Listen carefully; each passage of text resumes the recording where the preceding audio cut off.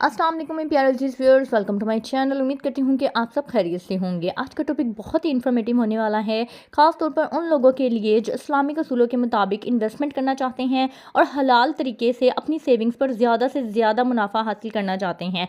जैसा कि आप सब जानते हैं कि ये जितने भी कमर्शियल बैंक्स हैं या जो भी सेविंग्स अकाउंट्स हैं उनके ऊपर मुनाफा बहुत ही कम हो गया है और विद होल्डिंग टैक्स कटने के बाद तो आपका मुनाफा ना होने के बराबर होता है। इस वजह से मैंने अब ये टॉपिक सेलेक्ट किया है ताकि आपके पैसों को, आपकी सेविंग्स को अच्छी तरीके से मैनेज किया जा सके।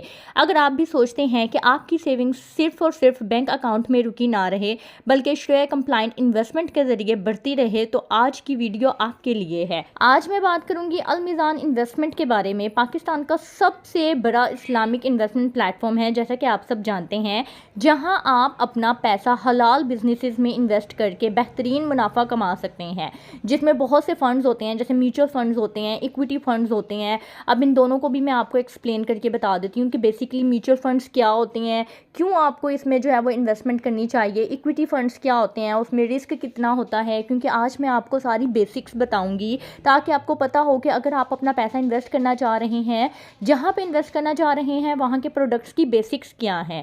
पहले बात करते हैं म्यूचुअल फंड्स की। म्यूचुअल फंड्स बेसिकली है क्या? आसान अल्फाज में अगर मैं आपको समझाऊं तो म्यूचुअल फंड्स बेसिकली छोटे छोटे इन्वेस्टर्स के पैसों का एक पूल बना के उसको एक अच्छी जगह पे इन्वेस्ट करना है। और अगर मैं आसान तरीके से आपको समझाऊं तो म्यूचुअल फंड्स आपके जैसे बहुत से लोगों के पैसे को इकट्ठा करके इन्वेस्ट करता है स्टॉक्स, बॉन्ड्स और दूसरी इन्वेस्टमेंट में। इस प्रोसेस को प्रोफेशनल फंड मैनेजर संभालते हैं। मतलब आपको खुद सोचने या रिसर्च करने की कोई ज़रूरत नहीं है, आपका पैसा एक्सपर्ट लोग संभालते हैं, आपने सिर्फ और सिर्फ इन्वेस्टमेंट करनी है।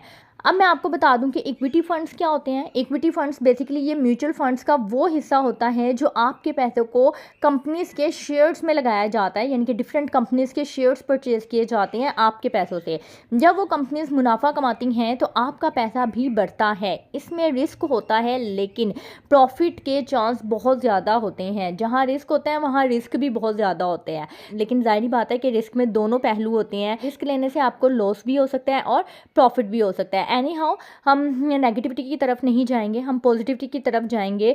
तो जैसा कि मैंने आपको बताया कि इसमें रिस्क तो होता है लेकिन प्रॉफिट का चांस भी बहुत ज़्यादा होता है। एनी हाउ हर चीज़ के बारे में मैं आपको बताऊंगी, फिर आपका अपना फैसला होगा कि आपने किस चीज़ में इन्वेस्टमेंट करनी है।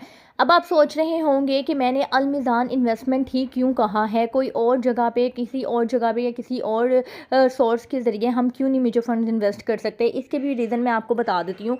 सबसे पहले मैं अल मीज़ान इन्वेस्टमेंट प्रोग्राम के बारे में ही आपको गाइड करूँगी, क्योंकि अब इसकी वजूहात भी मैं आपको बता देती हूँ। सबसे पहले तो ये शरिया कंप्लाइंट इन्वेस्टमेंट है। अल मीज़ान सिर्फ हलाल और इस्लामिक प्रिंसिपल्स के मुताबिक बिजनेसेस में इन्वेस्ट करता है, यानी आपका पैसा सिर्फ और सिर्फ हलाल तरीके से बढ़ता है, ठीक है, जिसकी वजह से आपको ज़हनी और कल्बी सुकून भी होता है कि हाँ मेरा पैसा जो है वो हलाल तरीके से यूज़ हो रहा है या हलाल जगह पे इन्वेस्ट हो रहा है। दूसरी रीज़न क्या होती है कि इसमें प्रोफेशनल मैनेजमेंट होती है, यानी कि आपको मार्केट की इची पिची समझने की ज़रूरत नहीं है, क्योंकि अल मीज़ान के एक्सपीरियंस्ड फंड मैनेजर्स जो होते हैं वो आपके पैसे का ख्याल रखते हैं और उनकी एक्सपर्टीज़ इतनी होती है कि वो आपके पैसों को बहुत अच्छे तरीके से मैनेज करते हैं और अच्छी जगह पे इन्वेस्ट करते हैं ताकि आपको ज़्यादा से ज़्यादा हलाल मुनाफा मिल सके। तीसरी रीज़न क्या हो सकती है कि ज़्यादा मुनाफे के चांसेस होते हैं। आप जब अल मीज़ान इन्वेस्टमेंट प्रोग्राम में इन्वेस्ट करते हैं या उसके किसी भी प्लान को परचेज़ करते हैं, इन्वेस्ट करते हैं उसमें, तो उसमें आपको मुनाफे के चांसेस बहुत ज़्यादा होते हैं।